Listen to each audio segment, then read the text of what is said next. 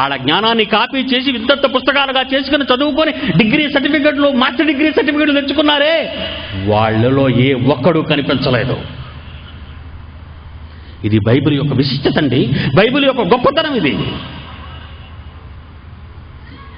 ఎవరికి అర్థమైందండి కష్టం?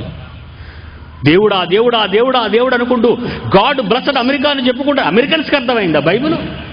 వాడికి అర్థమైతే యుద్ధోన్మాదాన్ని కలిగించడు, ఇరాకీలను చంపేయుడు.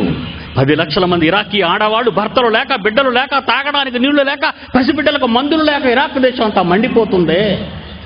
ఈనాటి వరకు అమెరికా సైన్యాలతో ఇరాక్ ప్రాంతం అంతా దద్దరిల్లిపోతుంది. ఇది అన్యాయం అని అడిగేవారు ఏ ఒక్కరైనా ప్రపంచ పట్టంలో మనకు కనిపించారా? లేదు. అందరూ అలాంటి అవకాశవాదులే. సద్దాం పక్కనున్న కువైట్ను కూల్చాలనుకున్నాడు, పక్కనున్న పాకిస్తాన్ ఇండియాను దోచుకోవాలనుకుంటుంది. ప్రపంచ దేశాల్లో, ఇరుగు పొరుగు దేశాలలో సోదరత్వం పోయింది.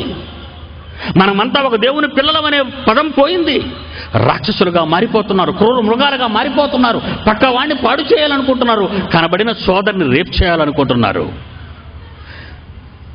పాప పుణ్యాలు తిరిగిన పిల్లల్ని ఎత్తుకొని పోయి కిడ్నాప్ చేసి చంపి పారేస్తున్న చరిత్ర ఉన్న భూమి అండి ఇది.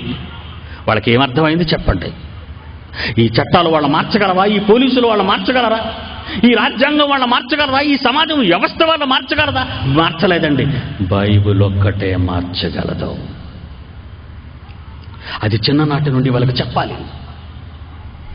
చిన్ననాటి నుండి ఈ ABCDEF కాదు చెప్పవలసిందే, దైవత్వం.